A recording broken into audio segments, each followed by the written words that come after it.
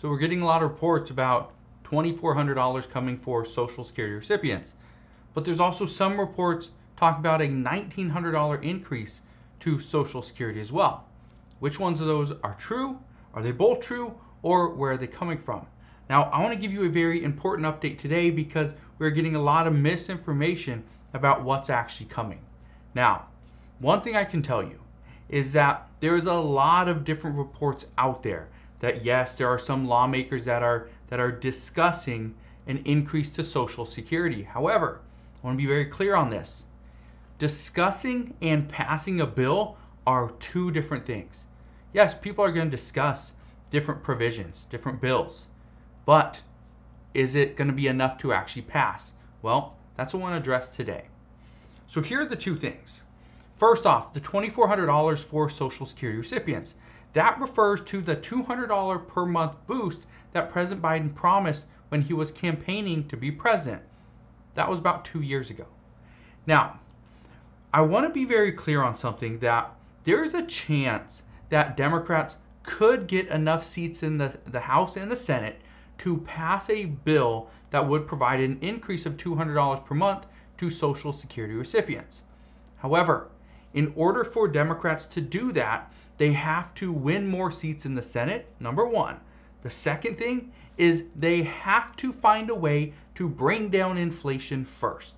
If inflation doesn't come down first, there's absolutely no way lawmakers, whether it's a Republican or a Democrat, are going to vote to increase Social Security benefits by $200 per month for every single beneficiary.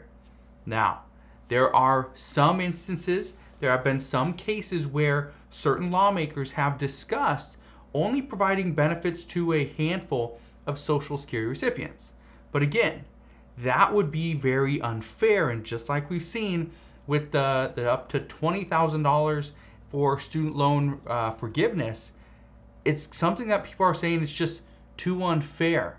That how could we provide relief to a certain group of people, but not the rest of the United States? Again, that's part of the problem. Now, recently, and this was just recent as yesterday, experts are now predicting that due to a few different things, due to President Trump trying to get more exposure recently, it's actually hurting Republicans' chances of winning seats in the Senate. That's one thing. Experts also are predicting that Democrats are going to win more seats in the Senate due to the fact that the Inflation Reduction Act was actually passed. And this passed, I believe it was the middle of, was like August 15th or 16th. This ended up passing, okay, the middle of this month. But then another thing that actually happened is there was that executive order for student debt forgiveness. That was a big boost to Democrats. Now, granted, there's still some issues as to the legality of this. If President Biden did have the authority, legal authority, to cancel this much debt, some say he doesn't, others say he does. So we're going to see what happens there. But all these things combined are really helping Democrats, according to recent polls, actually win more seats in the Senate. So we will see if this actually happens. But let me just throw this out there for you. Right now, what they're saying is that if Democrats just get 2 more seats in the Senate, that's going to be a big boost to them.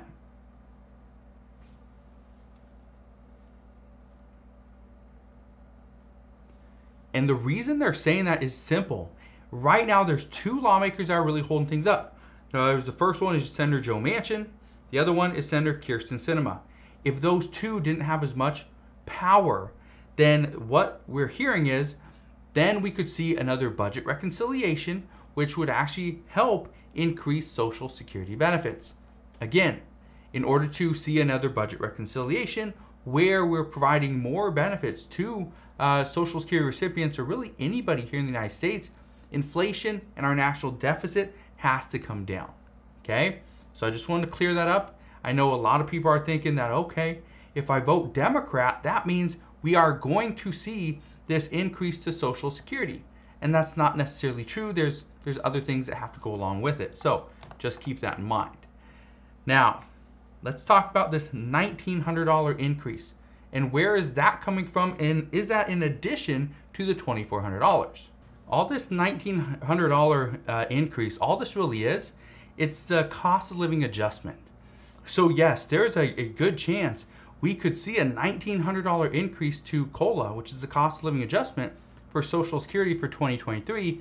And then we can still be talking about this $2,400 increase. So was that like a $4,300 increase, right? For 1 year? That's pretty substantial. But again, is this being realistic? Some people say it is. Some people say it's not. However, I want to be very clear. There's a higher possibility that we don't see both of these things together. There's a very good chance we see that $1,900 increase, which comes out to about $158, $159 per month. But again, just keep this in mind. This is just part of what's being discussed.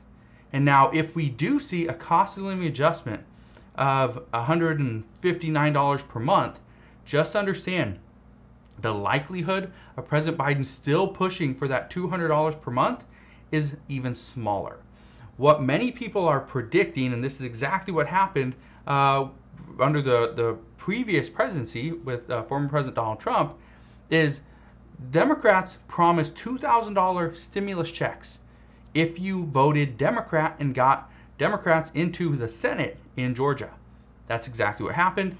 And well, what originally happened was former President Donald Trump and the Trump administration, they passed $600 stimulus checks. So what did President Biden do and the Biden administration?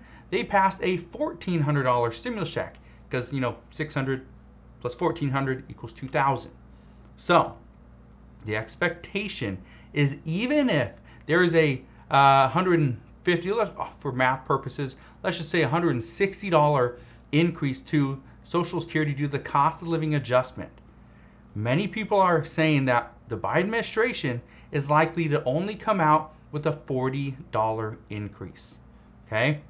Now, I don't know if that's true, and I do know there's been some talks of let's provide a $200 increase however we can get it, and some lawmakers are discussing the cost of living adjustment with bringing prices for prescription medications down, right? Maybe giving some type of discount or an additional boost to things like nutrition assistance or SNAP benefits. So they're looking at combining different pieces to pretty much accommodate for that $200. So in that sense, if lawmakers and White House officials are already discussing that, there's some merit behind this of, okay, the cost of living adjustment is $160 per month, so we're going to find a way to give an additional $40 per month. So just understand that's White House math.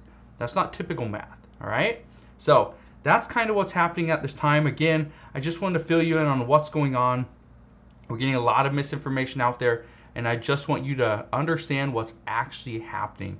And as of right now, there's really nothing going on other than we're still seeing very high inflation, which high inflation is going to help contribute to high cost of living adjustments for 2023. So that's kind of what we know at this point. If you guys have any questions whatsoever, please ask your questions down in the comment section below. Again, so I want to thank you guys for watching. Have a wonderful rest of your day. Consider subscribing, and I'll see you guys on the next one.